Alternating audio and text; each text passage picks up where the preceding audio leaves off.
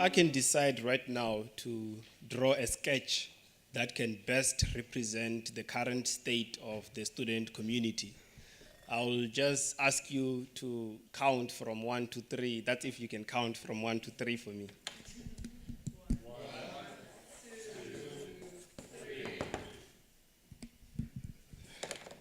Ladies and gentlemen, this is the current state of the student community.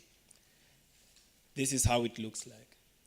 So the borderline represents the infrastructure of a particular university or college, and then the cycles represent students grouped according to race, tribe, or economic status. And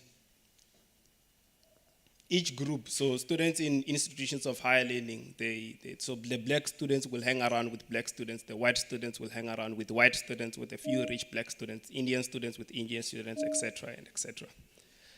And the dot represents the individual students who don't belong to a particular group. So these are the nerds and the loners. I'm currently completing my master's in chemical engineering, and I've been a student for the past 6 years. And throughout my career as a student, I've been part of some of these groups, and there are 2 things I can tell you about these groups. The first one is that each of these groups holds serious, disturbing stereotypes about the other groups. I can also tell you that these groups have a set of issues or problems that they are concerned with. For example, some groups are concerned about financial exclusion, accommodation, food, hence the fees must fall protests. Other groups are concerned mainly with whether they're going to get a job after they've graduated. Other groups are concerned mainly with, limited parking space on campus, etc., etc. But what the most important thing is that each group does not understand the issues of the other group. Hence, this image will continue to remain like this for the longest time. Ladies and gentlemen, when you look at this image, you need to be disturbed. And not because it was not drawn by an expert, but because it is a reflection of the future of our society. The same future that your children and your children's children are going to inherit. You see, you and I, we inherited this world in a very, very bad state. And if we want to leave this world in a better state than what we found it on, we need to do something about this image.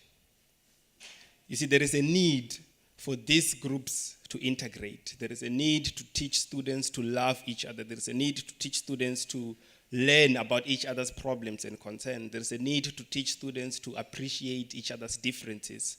There is a need to teach students to see each other and relate to one another as human beings. But we are just students. We're just kids at the end of the day. So we need you.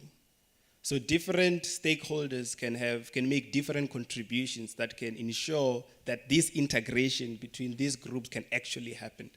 As an example, if you have influence, we can influence our university management to activate a parallel curriculum.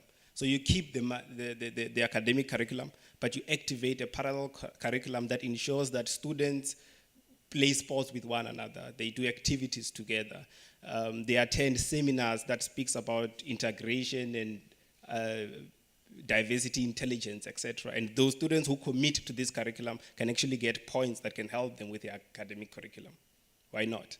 We can actually encourage our lecturers to give group assignments and make sure that each group consists of a diverse membership as possible.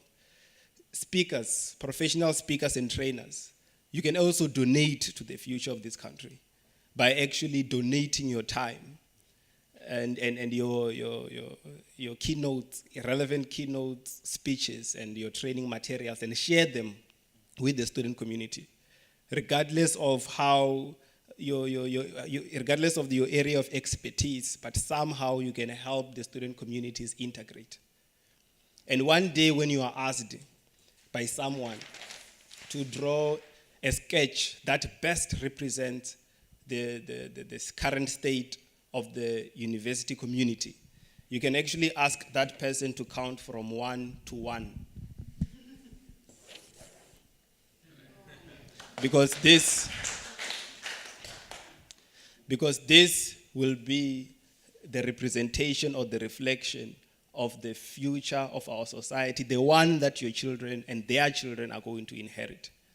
So if you don't know where to start, if it's a platform that you're looking for, come, let's exchange business cards because we have work to do.